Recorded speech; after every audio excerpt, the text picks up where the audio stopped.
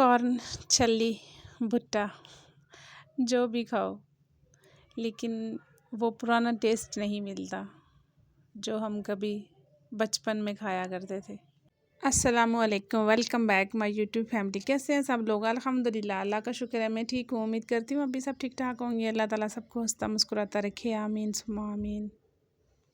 बहुत दिनों से मुझे छल्ली खाने का दिल कर रहा था, लेकिन दांत में दर्द भी था, इस वजह से भी फिर दांत में दर्द ठीक हुआ तो मैं छल्ली लेकर आई। छल्ली आप देख, छल्ली में इतना नमक, जिसका तो बीपी हाई है उसके लिए तो बिल्कुल भी अच्छी नहीं है, नमक में भुनी हुई। और अगर बीपी हाई नहीं भी है फिर भी इतना ज़्यादा नमक, और उसके साथ उसका टेस्ट मज़े का आता भी नहीं है। जो हम बचपन में खाया करते थे भुन के चूल्हे पे,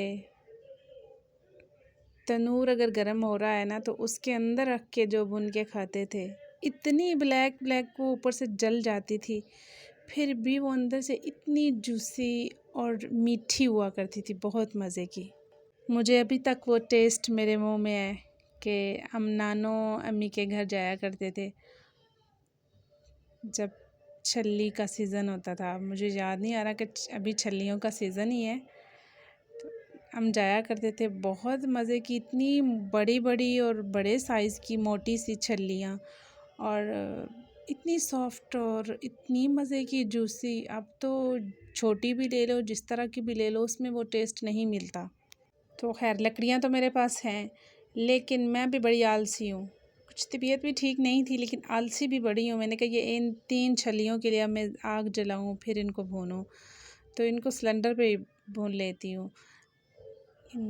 कोई भी ज़रा भी मज़ा नहीं आया। नमक वाली भी मैंने नहीं खाई कि वो नमक था उसमें ज़्यादा। ये खाई है लेकिन मज़े की कोई नहीं थी।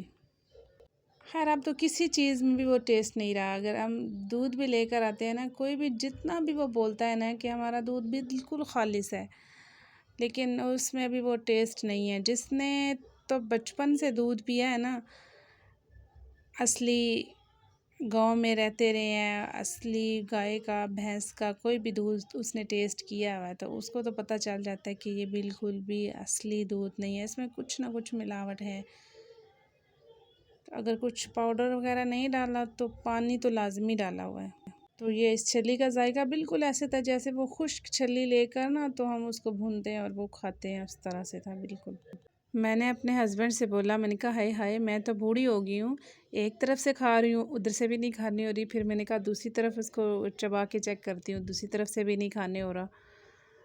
तो मेरे अब्बू, मेरी दादो बोला करती थी, जब हम छोटे हुआ करते थे तो वो कहती थी दांत गए तो स्वाद गया।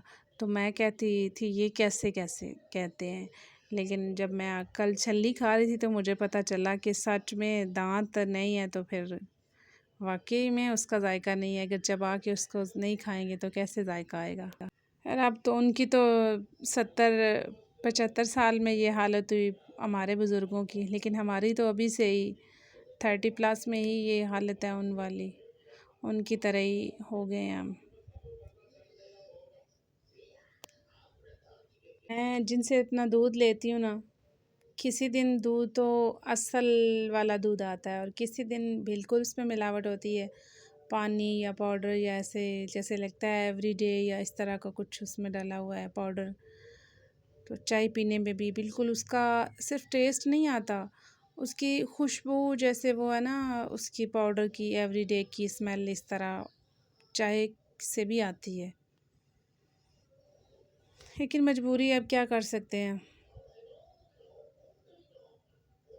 मुझे तो बिल्कुल भी ये पाउडर मिल्क जो है और डब्बे वाला दूध, इसकी चाय बिल्कुल भी अच्छी नहीं लगती। बस अल्लाह ही रहम करे हम लोगों पे, हमें अल्लाह ताला हिदायत दे। हम जिन लोगों ने दूध छोटे छोटे बच्चों को देना होता है और उसके अंदर पाउडर है कुछ, मैंने अपने किसी से सुना भी था कि वो टाटरी जिसे कहते हैं ना, वो भी इसके अंदर ऐड करते हैं। पता नहीं दूध को गाढ़ा करने के लिए या उसको क्या करने के लिए, टाटरी क्या होती है। और हाँ, जानवरों को जो इंजेक्शन लगा के उनका दूध निकालते हैं, अल्लाह अकबर। वो मैंने नेट से कहीं सर्च भी किया था, मैंने कोई डॉक्टर बोल रहा था कि वो उनकी हड्डियों से निकल रहा होता है दूध, वो जो जानवर होते हैं, तो वो हमारे लिए अच्छा कैसे होता है। नेचुरल जो उनको खुराक मिल रही है ना, उसके बाद जो चीज़ें हमें मिलती हैं वो अच्छी होती हैं। अगर वो खुद से उनको खुराक के डाल रहे हैं, खादे डाल रहे हैं, पता नहीं क्या क्या उनको कहते हैं, तो उसके बाद जो हमें दूध मिलेगा, जो भी हमें खाने के लिए कुछ मिलेगा, ज़ाहिर है इसमें मिलावट होगी, तो फिर ये बीमारियाँ, ये दांत और ये सब तो फिर अर्ली एज हो जाएंगे सब कुछ।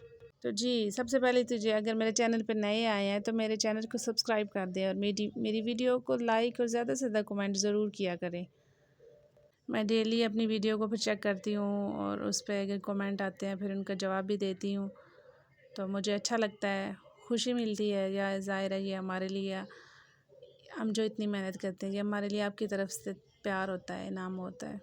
ये मेरा कल का क्लिप है। कल मैंने कपड़े धोए थे, सारा दिन धूप नहीं निकली अच्छी और कपड़े खुश्क नहीं हुए, और रात को भी। और ये मौसम ऐसा है कि इसके मौसम के अंदर अगर कपड़ों को हम खुश्क नहीं होते अच्छी तरह से और उतार लेते हैं कि बारिश आ जाएगी, तो फिर अगर पता नहीं चलेगा तो उतारने पड़ जाते हैं, और फिर वो ऐसी उनसे स्मेल आती है ना,